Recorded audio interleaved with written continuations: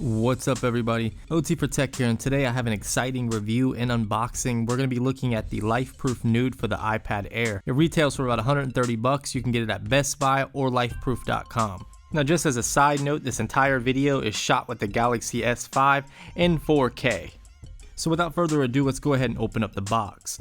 Inside you're going to find the Lifeproof Nuud itself, which is a screenless technology type case, but it's still going to give you waterproof protection and decent drop protection. Inside the case, it's going to be like a blue plastic type container. This is your testing unit. You're going to want to use this in order to make sure that there's no leaks or there's a problem with the seal. Make sure you perform the water test before you put your iPad in it, and make sure you perform a water test after every time your iPad gets dropped or things like that. You also get a case removal tool, which is now included in all of Lifeproof's iPad cases, which is a nice feature. You also get a bunch of literature and paperwork about the Lifeproof and about other products they offer, some accessories for the case you just bought, along with some instructions on how to do the water test. You also get a microfiber towel. It has a Lifeproof branding on it. It works pretty good. I have several of them and I actually prefer them over a lot of others. You also get a sheet of plastic. I'm not sure what this is for. If any of you guys know, please inform me in the comment section below. I have no idea.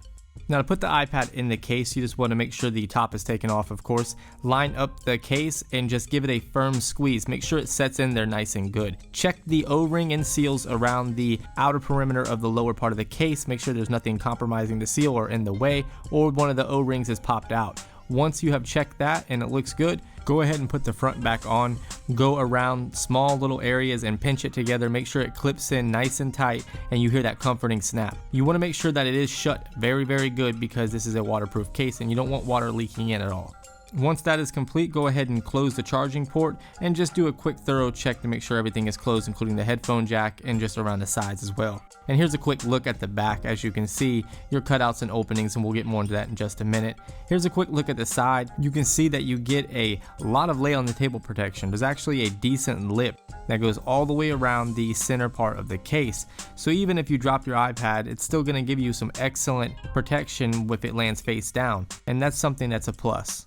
On the bottom, you can see your speaker grills along with the charging port. The charging port has a flap and that's how it seals it. There's also a small gasket in there to make sure that water does not get in that way. As far as sound clarity and sound quality goes, it's going to be muffled and it's going to actually enhance the bass. It's going to be a little bit reduced, but I found it perfectly feasible. And if you need more, you can always plug in a set of headphones. Taking a look at the opposite side, you have your volume up and down buttons, as well as your mute toggle switch and a latch for an accessory of some sort. The volume up and down buttons are very stiff. You're gonna have to press them a lot harder than you would regularly, and the same thing goes for the mute toggle switch. It's also very stiff, and at times it's going to require you to use two hands. It depends if you learn the technique and you have large hands or small hands. Moving up to the top, you can see here you have your headphone jack as well as the noise canceling microphone at the top. And as far as headphones go, you're not going to be able to use any L-shaped or extra thick aftermarket headphones, but most aftermarket headphones will work as long as they're not L-shaped, and they don't include an adapter in this particular Lifeproof product.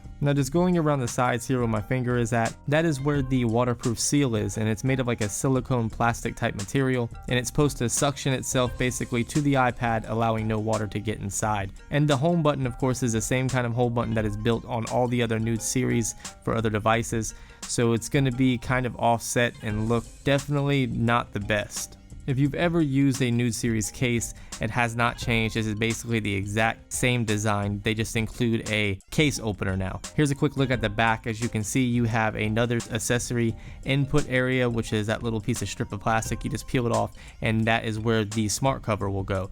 You also have your camera on the back, a microphone, and some more little hooks for other accessories. And as you can see, the back is transparent, so it's going to show off the beautiful design of the iPad Air, and it's made of a very hard plastic. Here's a quick look at the charging port on the bottom. Again, you're not going to be able to use all third-party accessories, and it's definitely not going to be able to be connected to the dock. But as far as Apple accessories go, here's the 30-pin to Lightning or Lightning to 30-pin connector, and you know the base is a bit thick, and it fits in there with no problem. It's a bit heavier than the free series, but as you can see here, a side-by-side comparison, they're roughly about the same size.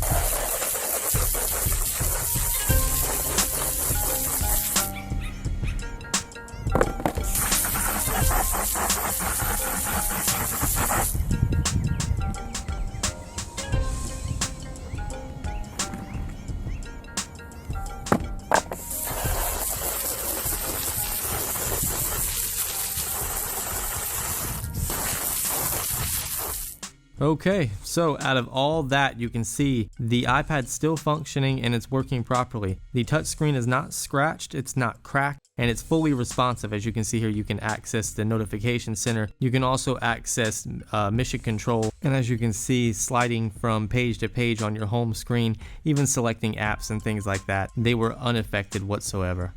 So let's go ahead and flip the case over and see the damage to the case. And looking at the sides where the rubber material is, there's actually no scratches or scrapes whatsoever. The only damage that I found to the case was on the back here. And I'm guessing that's from where I dropped it on the concrete a few times and it just scratched the plastic. But then again, it might also be from where the paintballs hit, because it's in that same location as where the paintballs hit. But it looks like the iPad itself is damaged, so I'm gonna go ahead and remove it and see what is going on there. And when I removed it, there was no water whatsoever, so no water leaked in through me spraying it with the hose or anything like that. The few drops on the screen are actually from where I opened the case and it was wet on the outside still. But if you take a look towards the bottom of the iPad in like a half circle going to the left, you can see there is 4 dents. Each one of those dents is where the paintball hit. So even though it's protected by a hard, thick piece of plastic, it still dented the iPad itself. Now, I'm not saying anybody's going to be shooting paintballs at their iPad, but I wanted to give you an idea, if you dropped your iPad, what kind of damage it could sustain when dropping it on a rock or anything like that. I hope you guys liked the video. Make sure you hit that like button, subscribe to my channel, leave me a comment, follow me on Twitter and Google+, and make sure you go to my channel or visit the description below and check out the giveaway I'm doing. I thank you guys for watching, and again, thank you for all your support.